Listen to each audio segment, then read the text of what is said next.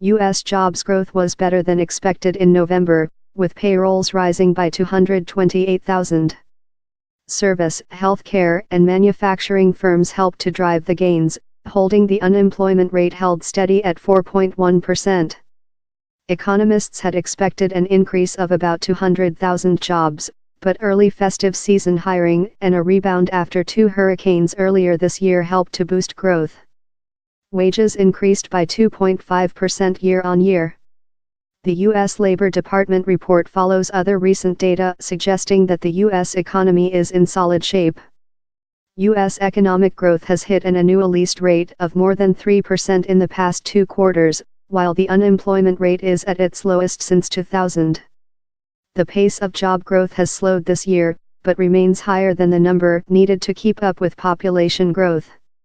And as the labor market tightens, the gap between people of different education levels has narrowed, a sign the expansion is reaching people left out of the earlier economic recovery.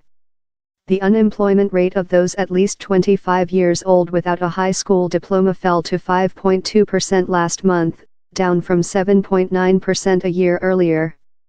That was the lowest rate recorded to date, U.S. Labor Secretary Alexander Acosta said.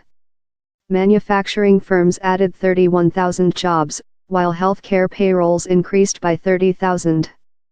Even the retail sector, which has struggled this year, saw a gain, adding 18,700 jobs, amid expectations of robust end-of-year shopping. Economists remain puzzled that wages are not rising more rapidly, given the strong labor market. Average hourly earnings for private sector workers were last month, up about 2.5% from a year earlier, but below forecasts. The average has been weighed down by the fact that many of the new jobs are roles that offer relatively low pay, such as home health aides, said Kathy Jones, chief fixed income strategist at the Charles Schwab asset management firm. But she said the decline in the unemployment rate, coupled with steady labor force participation rates, suggested the pool of available workers had shrunk, making pay increases likely in 2018. If orders are strong and business is good, I think employers will have to pay more, she said. I don't think they are going to have much choice.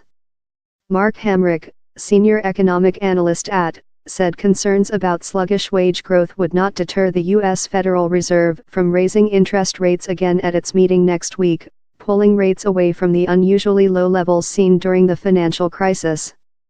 The Fed has already raised rates twice this year. It is widely expected to raise rates at the meeting, increasing the target range for a key borrowing rate up another quarter percentage point, 2%, 15%.